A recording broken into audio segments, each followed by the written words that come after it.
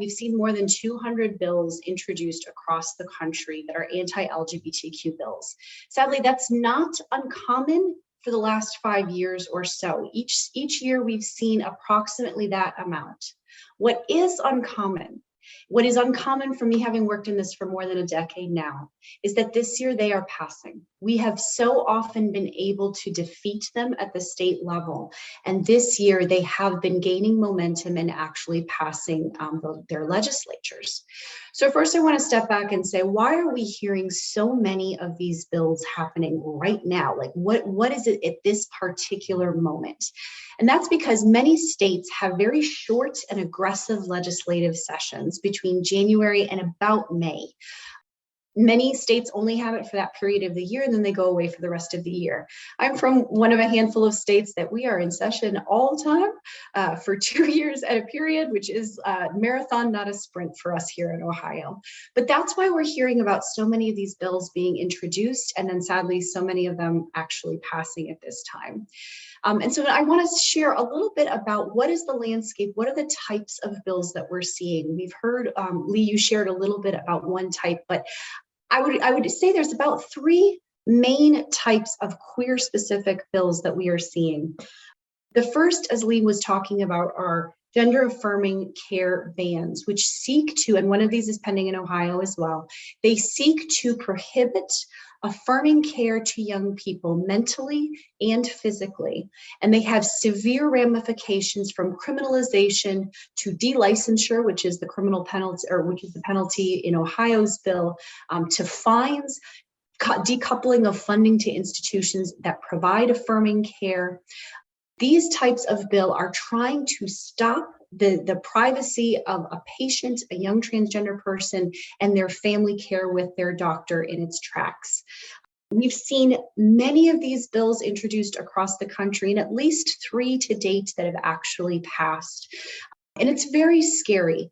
The other situation I want to just note is Texas, which they're not in legislative session right now, but they're a special situation. Their governor actually tried to overtly start prosecuting families providing gender affirming care to their children as child abuse.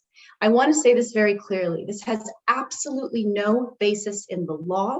It is illegal. It is a manufactured hook to try to prosecute these families, and it is pure politicalization of the most vulnerable youth in Texas. That has already been enjoined by ACLU, and I'm guessing a couple other wonderful groups who have sued there, so thank you for that.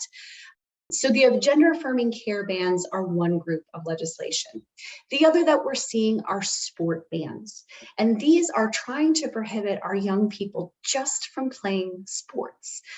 They're trying to say that transgender young people somehow have an unfair advantage by playing on the team matching their gender identity. And we know that the statistics simply do not bear this out. Kids just want to play for all the reasons that all of us growing up wanted to play soccer or basketball or football. And it's really trying to, again, politicize our youth. And it's a solution in search of a problem. Our state athletic associations have regulated this, and have regulated this, frankly, for nearly a decade in my state, longer in other places. And, this applies to a small percentage of the population as well. And yet our legislatures are spending a lot of time on this issue. Again, it's a politicization of the young folks in our states. This bill has shown up. Over 31 have been introduced across the country. And to date, as of today, I can count 10 states that have passed. We have this bill in Ohio. They tried to ram it through. We were able to thwart them thanks to, frankly, the Ohio State University helping to come out and say, we will not stand for this in our state. But it is still actively pending and could go through the end of the session. And the third type of bill I want to talk about is very much in the news right now. If you open the news, you see Ohio there, because it is the Don't Say Gay, Don't Mention Race types of bills or censorship and curriculum bans. Sadly, on Monday, I came home from a wonderful vacation to see that they were introducing this bill a somewhat copycat of Florida's interstate, but more terrible, it was coupled with an anti-honesty in education bill that is really seeking to censure or outright ban the authentic teaching of racism, slavery, our history of the Holocaust, and other historical events here in Ohio. So these types of bills are, again, they're limiting our speech to our young people through curriculum bans. The reason we call it a Don't Say Gay bill, you'll hear sometimes criticism, well, gay isn't in this bill. No, that's because you're trying to censure the discussion of sexual orientation and gender identity or expression.